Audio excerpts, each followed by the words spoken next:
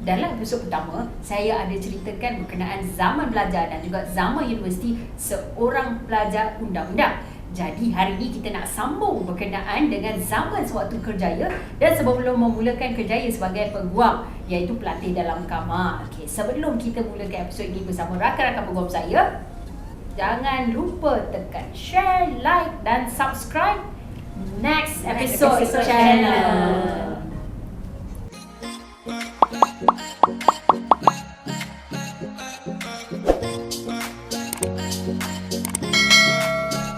Dalam episod pertama, kita ada ceritakan berkenaan dengan zaman sekolah dan juga zaman universiti bersama rakan-rakan peguam saya ni. Kita share macam mana sekiranya ada pelajar-pelajar atau ibu bapa yang berminat anak mereka nak jadi peguam, tapi terlalu panjang sangat videonya. Mungkin video pertama itu kita jadikan rujukan untuk pelajar-pelajar yang di sekolah atau di universiti. Dan sekarang video hari ini kita nak fokuskan kepada pelajar undang-undang yang hendak memilih kerjaya sebagai seorang peguam. Sebab hari itu kita sembang, kalau kita ingatlah kan, berkenaan dengan pelajar undang-undang ni sebenarnya bukan sahaja dia boleh jadi lawyer, dia juga boleh jadi cikgu, dia boleh jadi penasihat undang-undang. Hari ni kita nak cerita pasal pelatih dalam kamar, itu chambering, yang mana sangat-sangat sinonim dengan kita sebagai peguam. Dan juga akhir sekali selepas kita dah habis sebagai pelatih dalam kamar tu, kita nak jadi peguam. Sebelum tu saya terangkan apa itu pelatih dalam kamar. So masa kalau dekat sekolah dulu masa form 5 mana nak tahu pelatih dalam kamar ni apa, semua apa kan. Kita ingatkan macam terus berat terus jadi lawyer. Okey, sebenarnya pelatih dalam kamar ni, selepas kita tamat belajar, kita akan ambil masa dalam 9 bulan untuk menjalani satu proses lah, iaitu kita perlu bekerja di salah sebuah firma.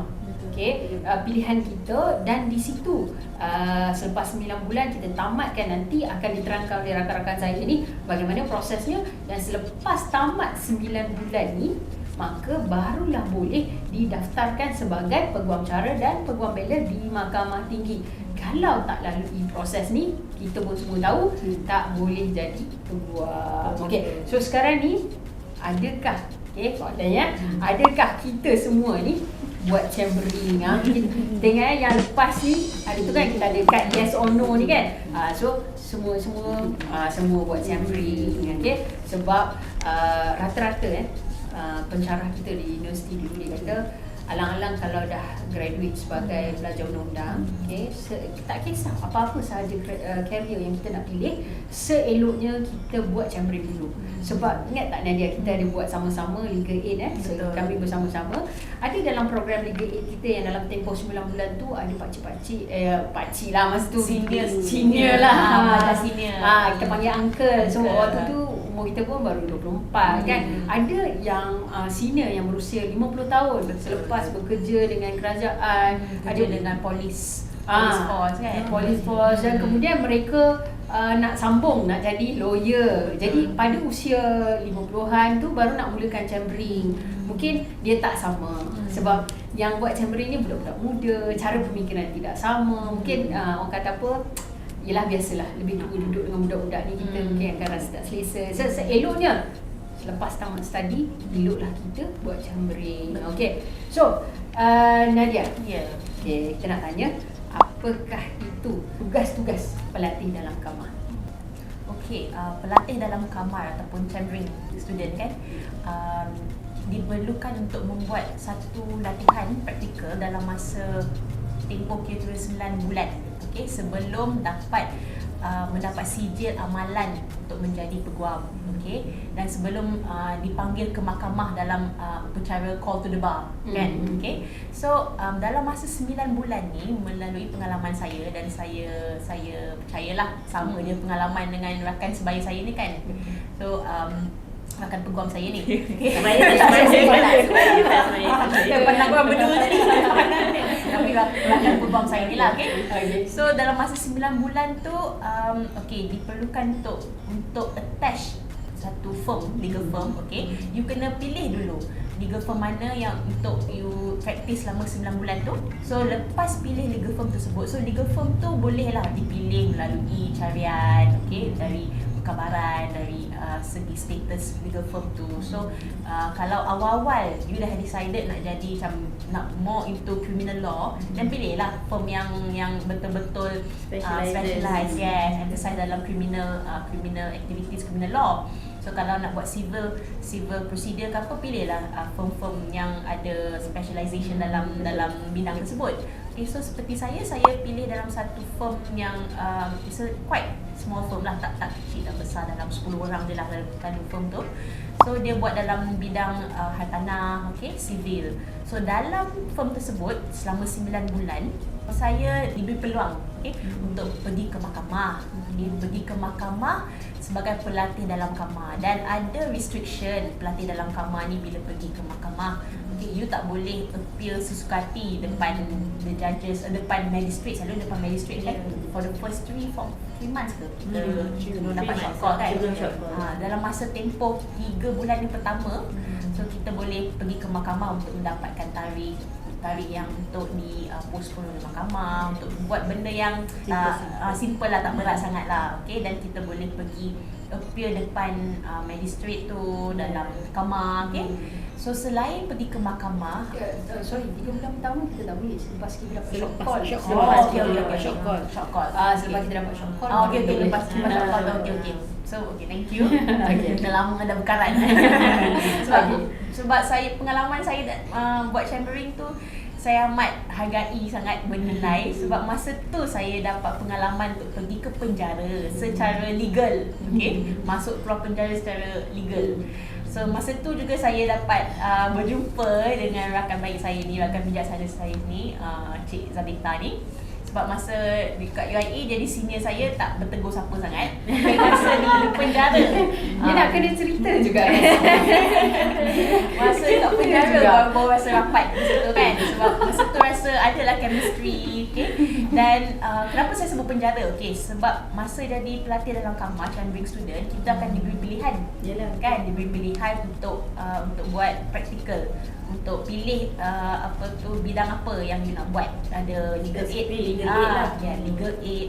So legal aid ni dia macam biro bantuan government. Dia akan di-stationkan di pejabat, kan, answer call kan. Dia buat legal, dia buat doc brief kan. Saya buat doc brief. Ada yang buat legal aid sini. Legal aid is legal aid. So dia dekat bawah tu ada doc brief. Yes. So doc brief macam mana maybe dia akan explain lah dia buat masa doc brief, pergi ke mahkamah buat proses mitigasi. Yes, kan.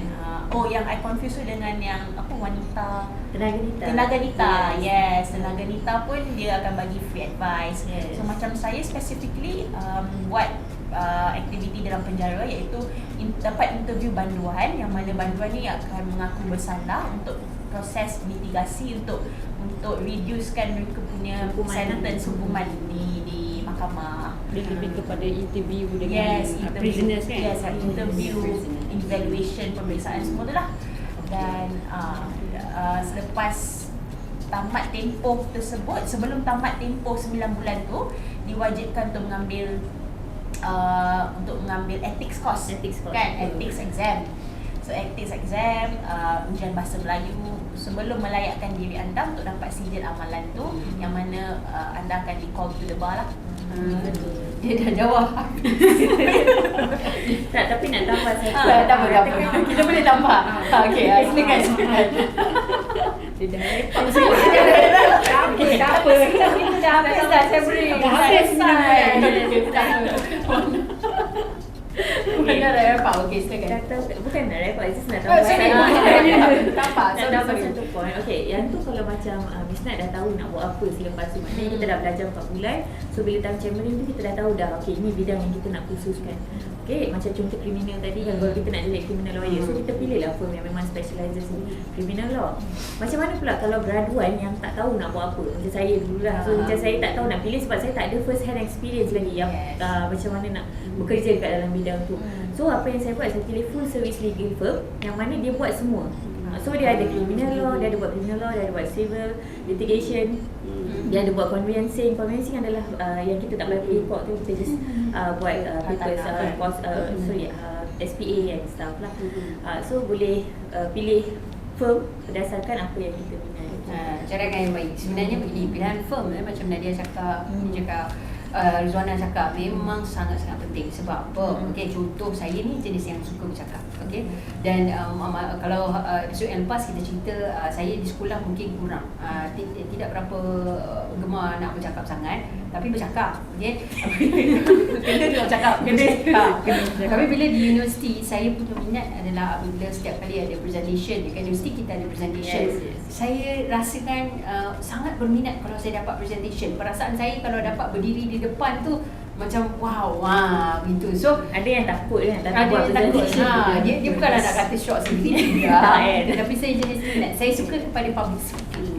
Okay, so apabila masuk di dalam firma pilihan pertama saya, sebenarnya disebabkan macam hari tu kita kata apabila kita tidak ada ahli keluarga yang mempunyai background undang-undang, tak ada abang lawyer, pakcik lawyer, jadi kita ni selalu lost. Kita tak tahu nak buat apa kan. Ya, betul. Dan kita try and error. Okay, jadi apa yang saya buat, saya tak tahu sebenarnya nak pilih firm mana.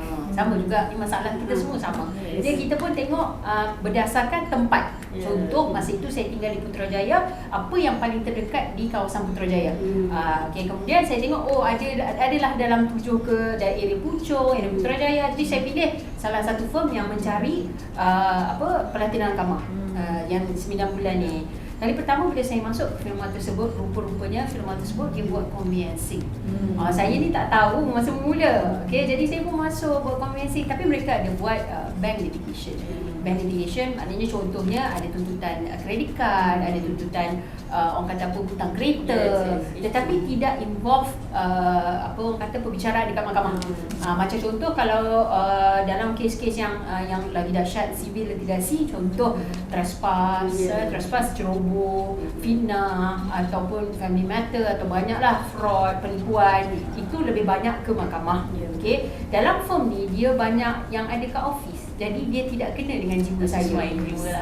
Setiap hari saya meronta-ronta hendak ke mahkamah. Betul ni, perasaan dia meronta-ronta. Jadi saya pun minta kepada bos iaitu master. Kita panggil master Chapring. Chapring ni kita ada satu master yang akan sign semua dokumen kita. Dan sekiranya apa-apa mereka yang akan, kalau mereka tak setuju kita untuk jadi peguam, mereka akan bantah dekat mahkamah. Jadi apa yang saya buat, saya jumpa dengan bos saya untuk saya katakan saya nak ke mahkamah. Okay, saya tidak diberi peluang ke mahkamah. Perasaan meronta-ronta jadi tu. Lepas tu kat pergi mahkamah. Jadi selepas tu apa yang berlaku, bos saya kata memang tak ada lah. Memang tak ada. Jadi apa saya ambil, saya berhenti. Saya berhenti dan saya sambung, okay, di firma yang buat litigasi. Saya tidak kisah, ada setengah orang kata tak apalah, habiskan sehingga 9 bulan. Okay, tetapi dan bos saya tidak mau sign tau paper tu sebab saya berhenti. Tetapi saya terlalu nekat dan alhamdulillah itu adalah keputusan yang baik. Akhirnya saya belajar daripada bos yang seterusnya dan banyak saya belajar teknik-teknik dan taktik ke mahkamah serta cara-cara untuk mengendalikan kes di mahkamah. Jadi nasihat saya pada adik-adik ni, tolong pilih firma mana yang macam kalau minat criminal lawyer, carilah criminal firm. Minat criminal lawyer pula. Minat criminal law lain macam minat criminal lawyer. Minat criminal law, okay. Kalau minat civil litigasi, carilah firm civil litigation. Jangan ramai nanti.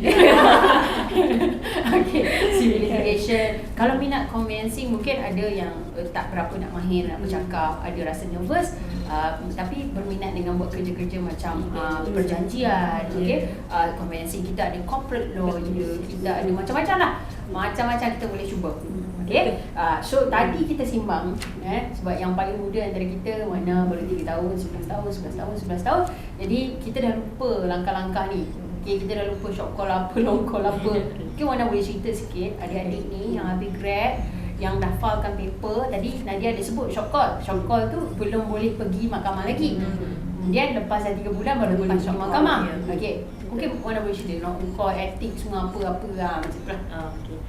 So basically walaupun saya baru 3 tahun, tapi sebenarnya sistem tu pun dah berubah jugalah sekarang. Sebab dulu saya pemfailan secara manual, saya kena servis pun secara manual. Maknanya servis tu kita hantar kertas-kertas kita kepada badan-badan yang berkaitan lah. Contohnya kepada bar council. Okay, ada 3 badan yang paling penting masa kita tengah buat chambering ni, iaitu first kali bar council, majlis peguam. Kedua adalah state bar masing-masing. Macam saya buat di Kuala Lumpur, so KL bar. Dan ketiga sekali di AGC yang bertempat di Putrajaya. So kita kena frequently visit tempat tiga-tiga tempat ni sebab kita nak hantar kertas-kertas kita lah yang untuk melayakkan diri kita didaftarkan sebagai program bela pengacara selepas 9 bulan tu. So basically dekat sepanjang proses chambering ni ada 8 form yang berkaitan. So borang 1 hingga borang 8. Borang 1 hingga borang 5 adalah semua tu perlu diisi sebelum kita dapat short call. Apa tu short call? Short call adalah macam Miss Nadia ada experience yang brief tadi. Bila kita dah dibenarkan ataupun kita short call tu, baru kita boleh appear di mahkamah untuk kes-kes minor saja, iaitu di depan magistrate sajalah macam. And kita akan praktiskan benda tu especially bila kita tengah buat legal aid. Macam saya pilih dog brief. So masa tu baru saya memandangkan saya telah diberi kebenaran masa short call tu, jadi saya boleh appear di hadapan magistrate masa tu. Kemudian dah lepas short call sehingga nak ke long call tu macam-macam prosedur yang terbabit lah. Contohnya kita kena pergi legal aid selama 3 bulan. Lepas tu kita kena ambil ethics course macam Miss nak cakap tadi. Lepas tu kita kena ambil dapatkan sijil pengecualian menduduki sijil Press Bahasa Melayu. Kemudian kita ada kena hadiri, kita dapat points untuk CPD. Yang untuk bantu ni professional development. Bagus. So kena kumpul point tu tak ada. Masa kita tak ada CPD rasanya. CPD sekarang ada. CPD Masa praktis sekarang. Padahal macam tak ingat. Kita tak ada. Bukan tak ingat. Tak wujud tu. Not that old, okay? Lepas tu So kita kena hadiri beberapa kursus-kursus kan untuk kita kumpul point CPD yang sufficient untuk kita long call nanti. So that's the whole process lah sampailah kita nak ke long call. So bila nak ke long call tu kita kena isi borang 6, 7, 8. Salah satunya adalah recommendation daripada ataupun master. Master tu adalah someone, bila kita nak pilih master tu make sure dia telah practice lebih daripada 7 tahun. Itu baru boleh jadi master. Kalau tak boleh. Macam roommate prosesnya. Kalau roommate rewind balik sampai faham adik-adik Tapi paling penting kena banyak bertanya lah. Itu je lah. Kena rajin-rajinkan call mahkamah, tanya macam mana proses seterusnya. Macam tu jugalah kami semua advokasi. Bukan mudah nak Bukan mudah. Sekali mudah sebab semua di hujung jari kan. Semua IT Google kan search ada. Tapi itulah prosesnya panjang daripada Panjang zaman proses dia. belajar sampailah ke zaman sekarang ni mana kita praktis. Sebab tu mungkin juga ada orang kata kenapa legal fees mahal sangat. Kena ingat ini adalah professional. Okay? Berkenaan dengan legal fees tu dia vary, maknanya tak sama daripada yang lain. Tetapi peguam adalah merupakan salah satu profession yang dikira sebagai professional. Selain daripada doktor, engineer, arkitek. Okay? Tadi ada sebut pasal kita kena buat legal aid, legal aid ataupun apa orang kata kita kata yang lain-lain lah maknanya. Okay, so mungkin Syazrina boleh terangkan dari tadi diam dia, kita suruh dia cakap sikit. Okay, terangkan apa yang ada dalam Okey, ada apa yang ada dalam legal aid Saya pun sebenarnya kalau tak ada memang tak ingat ni. Itu dah 11 tahun lepas kan. Rasanya apa yang saya ingat macam yang dah diterangkan lah oleh Nadia, Rizwana, macam dog brief yang pergi ke mahkamah and then tolong mitigasi kan kesalahan bagi orang yang kena tuduh. Kemudian pergi ke penjara. Saya adalah salah seorang yang pergi penjara juga, tapi saya tak pernah lah pula jumpa dia orang berdua ni. penjara lain. Dia penjara lain. Punya panjang penjara. Batch yang berbeza. Ya, batch yang berbeza. Jadi saya basically yang paling famous lah, yang glamour lah dalam legal aid tu adalah penjara, dog brief. Legal aid pun sangat memainkan peranan yang penting. Legal aid itu YBJK. Dia station di Bar Council, pejabat majlis peguam. Itu untuk sesiapa yang memerlukan bantuan dari segi kalau tak tahu nak nasihat undang-undang secara percuma, itulah fungsi dia. Maknanya sesiapa yang ada di situ, pelatih dalam kamar yang ditugaskan berada di legal aid di Bar Council, dia harus memberikan pandangan undang-undang lah sekiranya diminta oleh orang awam. Okay. So akhir sekali selepas 9 bulan, 6 bulan dah macam-macam ni. Okay. ada boleh okey macam ni, ada kita dengar ada setengah chambering student ni kena balik pukul 9, pukul 10, pukul 11. Apakah ciri-ciri lain yang perlu dicari di dalam sebuah firm tu? Mungkin Rizwana boleh jawab. Ciri-ciri lain. Okay. Sekali lagi depends kepada apa yang kita nak buat selepas ataupun semasa kita praktis nanti. Contohnya kalau kita nak bekerja sebagai litigation lawyer atau kita nak turun naik mahkamah, so kita kena sentiasa bersedia lah untuk balik lambat contoh. So ada juga firm-firm yang akan require chambering student atau kita bagi chambi untuk balik lambat. So kita kena get ready mentally and very physically lah. So and then kita kena selalu follow assist master kita ke court kepada mana-mana yang melibatkan kerja-kerja litigation tu. Okay. So kena fleksibel lah. Dalam minda ni kena set kita tidak boleh manja. Maknanya rasanya bila nak start kerja tiba-tiba rasa nak balik pukul 5 balik pukul 5. Kita tak boleh manja. Kita kena bersiap sedia. Ada setengah yang kita rasakan payah sebenarnya, dimarah, dibentak mungkin oleh bukan saja majikan tetapi juga orang dekat pejabat. Anggap ini adalah satu proses of learning. Sebab saya sendiri sewaktu chambering banyak saya belajar. Bila banyak saya belajar dan dia akan menyebabkan kita jadi lebih kuat yang berbeza daripada rakan-rakan yang lain. So habis proses 9 bulan, akhirnya kita akan didaftaraikan sebagai peguam cara dan peguam bela. Itu yang kat mahkamah yang apa orang kata kalau adalah tengok yang kakak-kakak yang grade awal sikit tu ada gambar dia orang kat mahkamah dapat bunga, dapat bunga, lepas tu apa orang kata ada ahli keluarga, nampak macam seronok kan. Macam kalau kita sendiri kita boleh pilih mover dekat mahkamah. Ini selalu jadi mover dekat mahkamah. Mover tu apa? Maknanya kalau adik-adik ni nak apa orang kata dilantik sebagai peguam cara peguam bela di mahkamah. So mover ni akan baca cerita kat latar belakang, maknanya bukan dia saja mover, semua boleh jadi mover. Tetapi kena 7 tahun ke atas. 7 tahun ke atas, ceritakan bagaimana akhirnya memohon daripada mahkamah untuk mendaftaraikan chambering student tadi sebagai peguam cara dan peguam bela. Seronok kan? Kalau saya punya kenangan yang sangat-sangat manis. Nak repeat balik lah. Sebab dia bila berada di mahkamah tu dengan kehadiran family, keluarga tu, dan bila hakim menyatakan perintah kita didaftaraikan dan diterima sebagai peguam bela dan peguam cara Mahkamah Tinggi Malaya, that's it. Achievement. So habis kita dekat topik chambering, sekarang ni kita nak tengok dunia kerjaya. Dunia kerjaya ni yang kadang-kadang bila orang tanya macam ni, expectation tu tinggi. Expectation dengan reality. Siapa dia? Lawyer, magistrate. Itu yang angkat kita tu. Tetapi ada juga gosip-gosip yang tak seronok kita dengar, seperti bukan kata gosip, dia macam kabar angin. Orang tanya berulang-ulang kali ditanyakan kepada saya, betul ke kaki peguam ni sebelah kat neraka? So ada kawan saya buat lawak.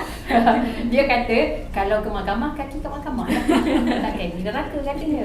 Jadi kita nak kupas ni sebentar lagi. Nadia, ambil law kena jadi peguam betul? Atau apa career yang ada selain daripada lawyer ni? Setelah kita dah didaftaraikan sebagai peguam cara, peguam bela di mahkamah dan mendapat sijil amalan untuk praktis sebagai lawyer, peguam bela, peguam cara di mahkamah, so by default memang kita akan dapat lesen untuk praktis dan di legal firm lah. Legal firm menjadi peguam dalam jurusan yang you nak specialize. Tapi ada juga situasi yang mana bila you tak nak jadi peguam ataupun you rasa that you nak beralih arah, seperti saya, saya menjadi peguam bela, peguam cara selama 5 tahun selepas dah dapat sijil amalan.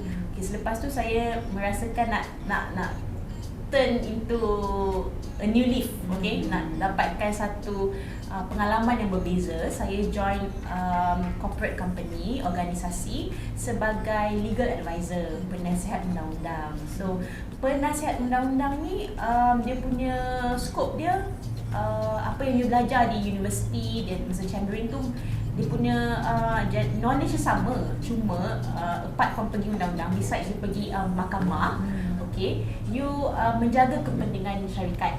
Okay, you act as advisor to the company, nak protect interest of the company lah.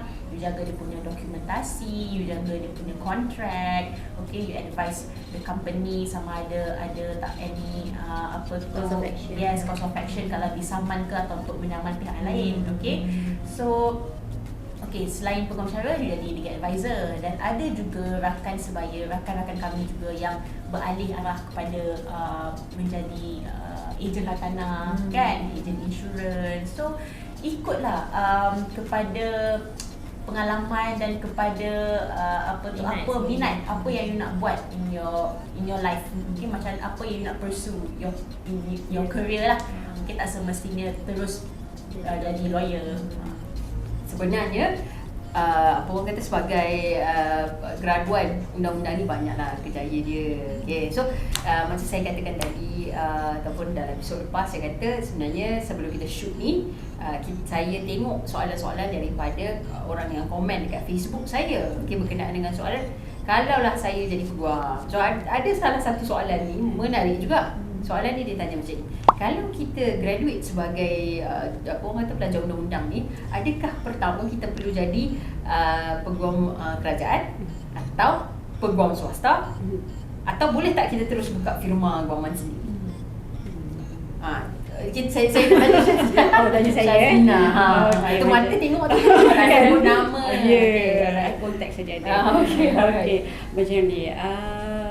Kalau selepas kita grad daripada jurusan undang-undang ni, itu sebenarnya terpulang kepada kita sama ada kita nak terus bekerja sebagai peguam kerajaan ataupun peguam di private sector ataupun nak buka firma sendiri. Jadi kebanyakannya kita selalunya akan bekerja dulu dengan firma sendiri. Kerja dulu dengan firma lain sebagai seorang peguam. Terus nak buka firma ni kan. Jadi kalau nak join jadi peguam kerajaan pun boleh. Itu kita kena apply melalui kehakiman kalau tak silap saya kan. Badan kehakiman ataupun boleh juga SPA. Okey. And then ada juga melalui AG Chambers kalau tak silap untuk jadi penasihat undang-undang negeri kalau tak silap saya. Jadi kalau topik ni mungkin nanti kita boleh bagi kawan-kawan yang kerja dekat mereka kan.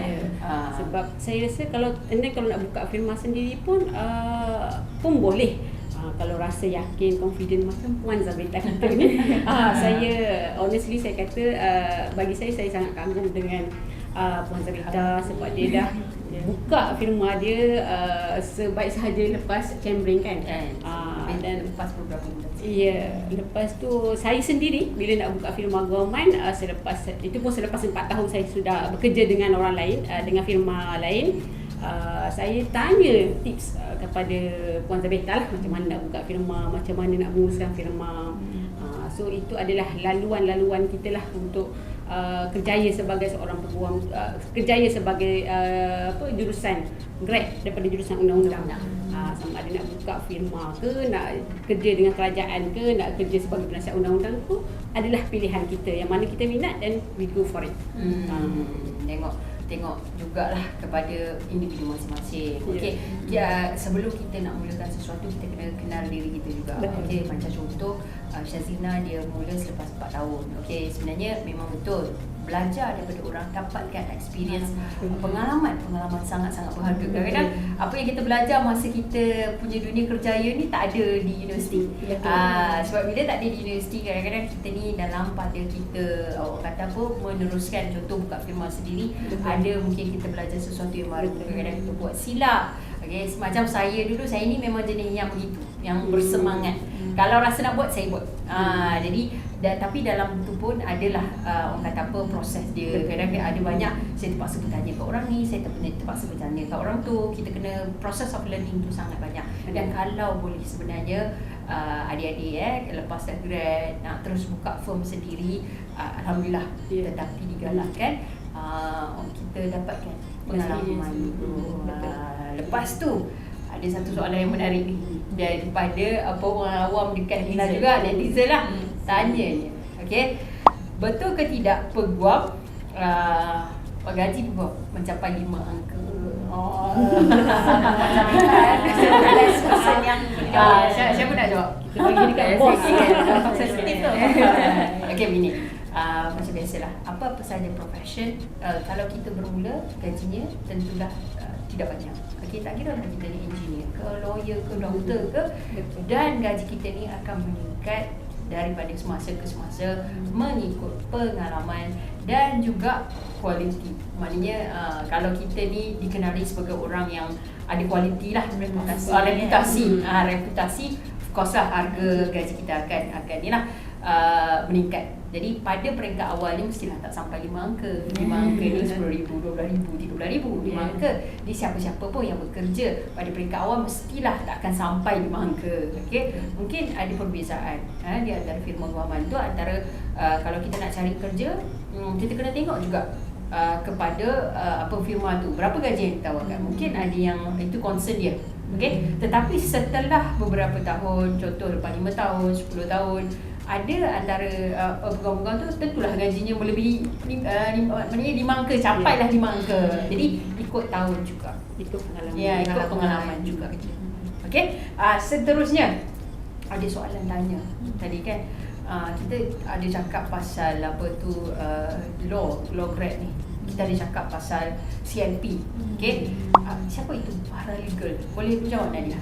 Okay, paralegal tu basically pekerjaan dia macam dia akan assist, dia akan assist lawyer hukum di firma guaman.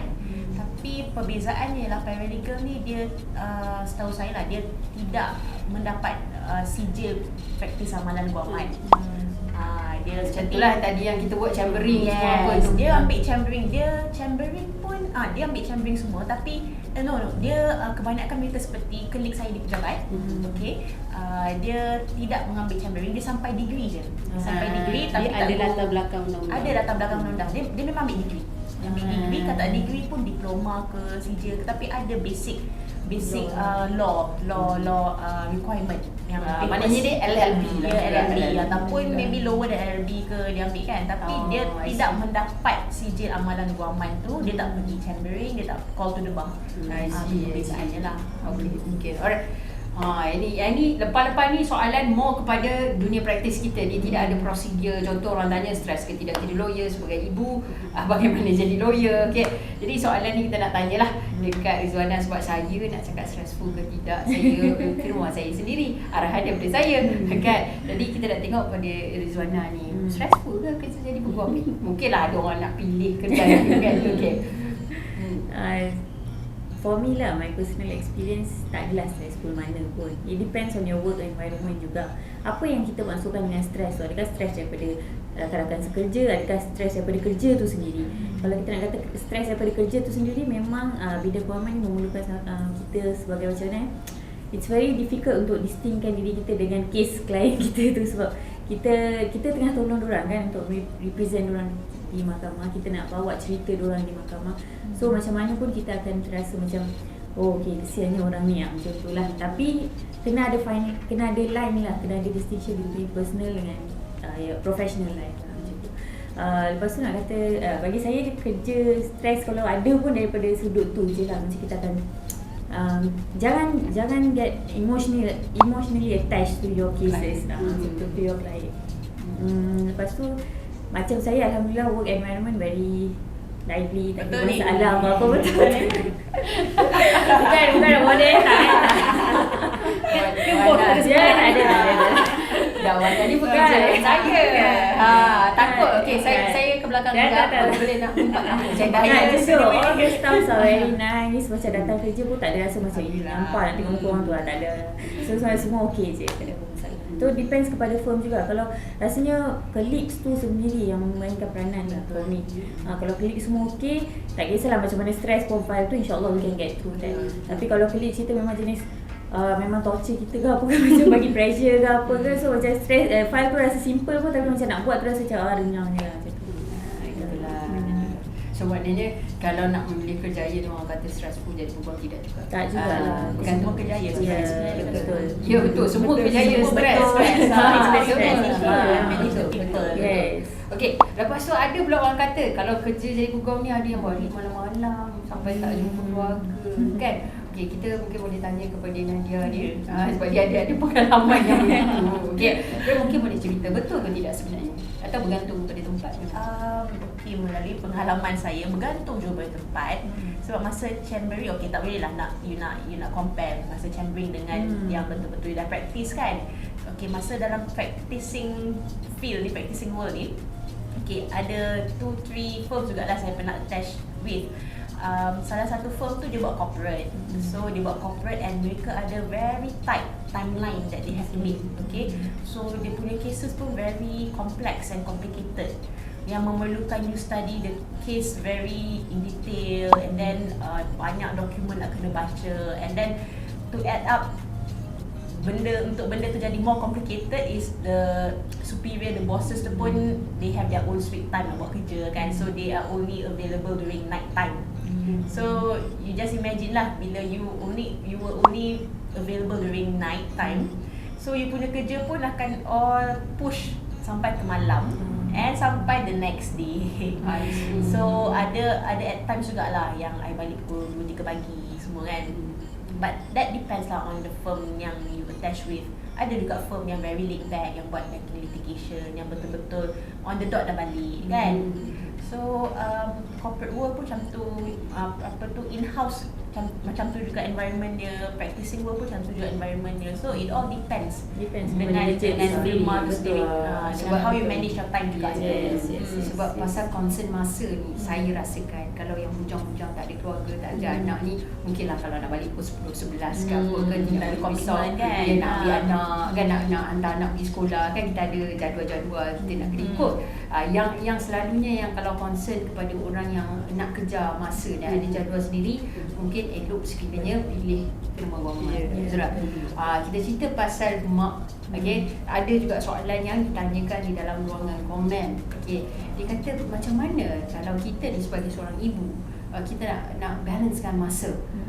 Okay, sebagai peguam, okay, sebab pada fahaman, bukan pada fahaman lah, memang kita tahu kita semua praktis. Peguam ni satu kena ke mahkamah untuk perbicaraan, ada hearing, kemudian nak jumpa anak guam, lepas tu kemudian nak kena buat course paper, banyak prosesnya, banyak kerjanya. Lepas tu kat rumah pula ada anak-anak, kadang-kadang ada hari yang anak-anak macam demam, terpaksa ambil cuti. Kadang yang mana anak-anak bayi tu nak kena orang kata cucuk lagi, nak vaksin lagi, macam-macam prosesnya. Jadi mungkin dari perspektif seorang ibu Rizwana boleh jawab bagaimana Rizwana kendalikan benda tu dengan kesibukan ni dan juga isu dengan anak-anak di rumah. Okay, first sekali support system tu is very important lah. Macam family, okay, kalau ada yang mak bapak ke boleh minta tolong mak bapak, of course lah tu. Kalau not necessarily everyday kita akan kerja extra time, as long as your time management is good, kita boleh sediakan kerja di dalam masa pejabat tu sendiri, 8 to 5, kita boleh sediakan all the course papers, kita boleh jumpa klien semua dalam masa tu sebenarnya, if our time management is okay.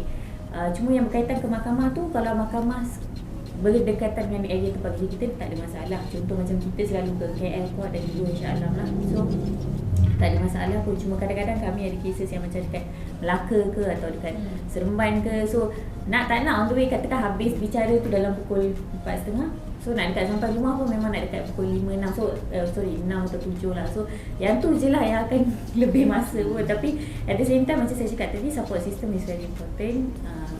Macam husband ke mak sendiri, nenek ataupun datuk yang boleh tolong take care of baby, yes, kena ada give and take consideration lah antara satu sama lain lah.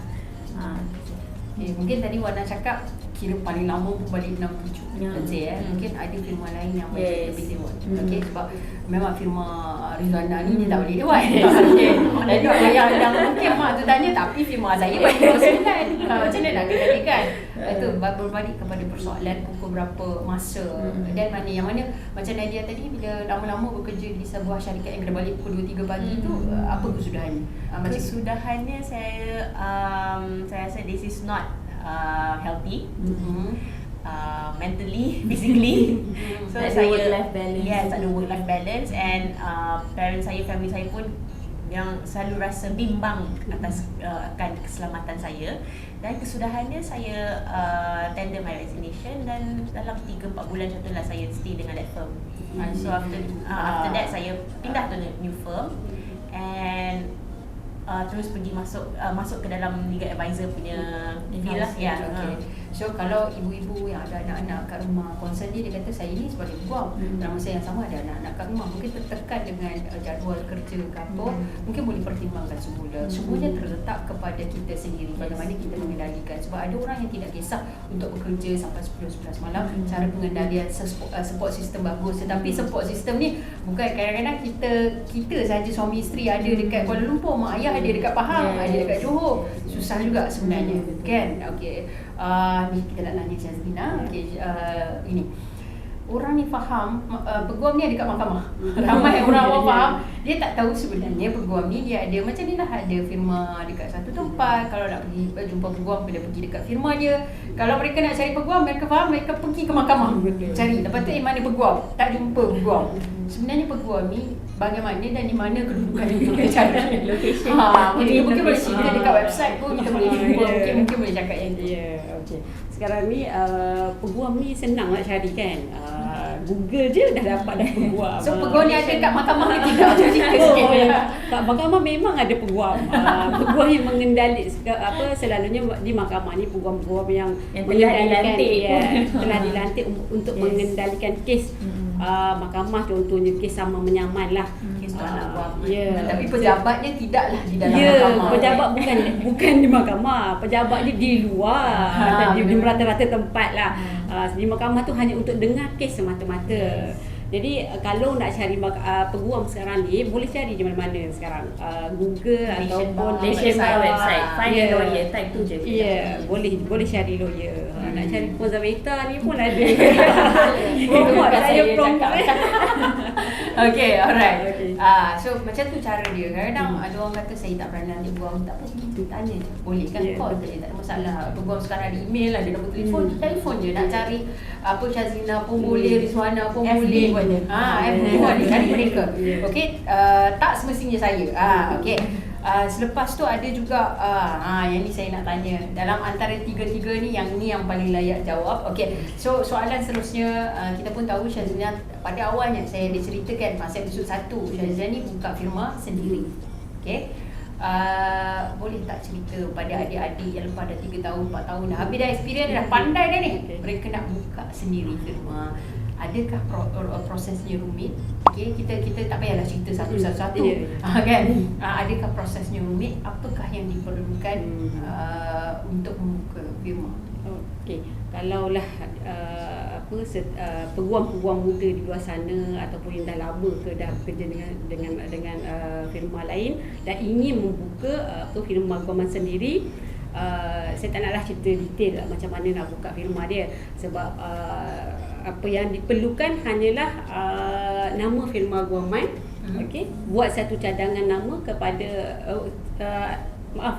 ada 3 boleh bagi cadangan nama kepada Bar Council, Majlis Peguam, untuk cadangkan nama firma kita tu didaftarkan dengan Majlis Peguam, dan selepas mendapat kelulusan daripada Majlis Peguam, kita boleh mengoperasikan firma guaman kita sendirilah. So jadi kalau nak buka firma tu tak adalah rumit sebenarnya. Boleh buka, sesiapa saja boleh buka. Bukan sesiapa saja, maksud saya peguam boleh buka firma guaman.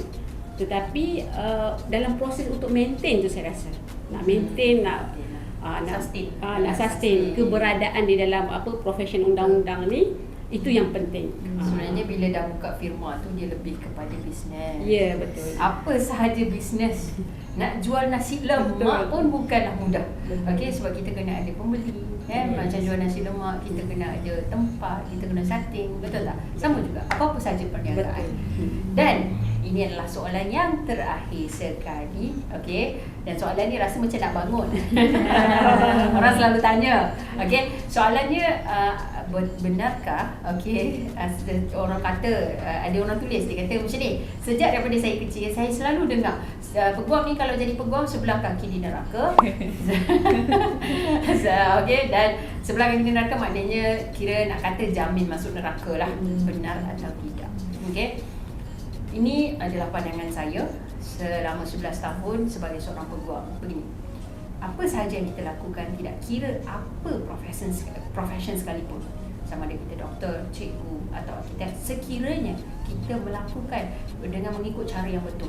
Contohnya, kalau kita jadi peguam, kita buat secara berkhemah, mengikut, kalau kita orang Islam ni mengikut apa orang kata ajaran Islam, okey, mengikut integriti, insya-Allah kita akan ada. Okey, sebab peguam ni macam saya katakan, dia ada peguam corporate. Kalau peguam corporate ni banyak menasihatkan dunia-dunia corporate. Okey, jadi kat mana datangnya yang sebelah kaki neraka tu? Dia ada juga peguam konvensi yang tolong kita buat kerja-kerja hartanah, sale and purchase agreement. Jadi kat mana datangnya orang kata tuduhan itu.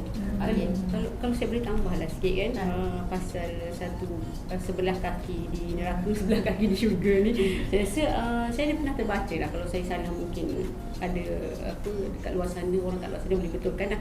Sebab saya rasa dia berdasarkan satu hadis, tapi hadis tu adalah daif lah. Tak mungkin tak betul ke apa, saya tak pastilah.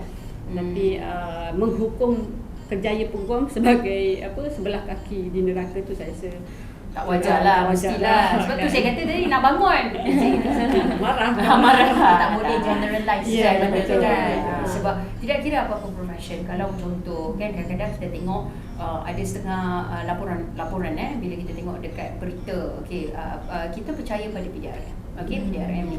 Tetapi ada macam hari tu Makau scam, ada tangkapan. Itu saya katakan, tak kira apa sahaja profession.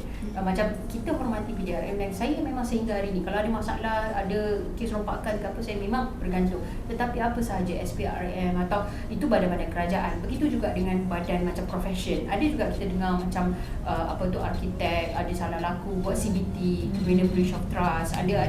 Jadi ada juga kita dengar kes-kes cikgu yang macam orang kata sexual harassment anak murid. Apa sahaja profession di dunia ini, sekiranya ini bukan saya nak kata orang lain macam tidak, kena faham manusia dia sebenarnya bukan pada profession, kepada sikap pelaku itu sendiri.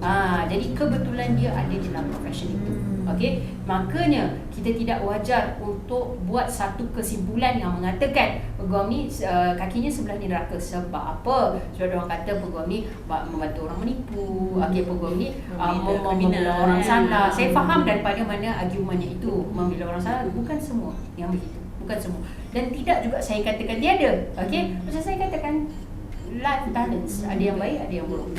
So itu sahaja kepada adik-adik atau pelajar universiti atau pelajar pelatih dalam kamar, kami doakan semoga adik-adik semua maju jaya. Okey, profession guaman ni adalah satu profession pada saya yang sangat indah dan very thrill. Rizwana, very thrill. Okay. Setiap hari ada saja perkara baru, macam-macam. Dan lagi kita lah macam doktor nak kita study pasal isu medical negligence, macam-macam lah kita buat kan. Dan kita lah sebagai orang kata penyelamat, dan kita lah tempat orang mengadu nasib semua apa.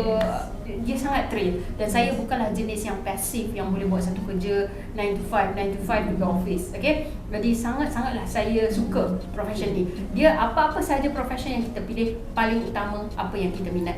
Jadi saya ucapkan, okay, semoga maju jaya. Kami doakan sukses kepada adik-adik semua. Okay? Jangan lupa untuk like, subscribe, okay, dan juga share channel kami. Next episode channel. Okay, jumpa lagi. Bye.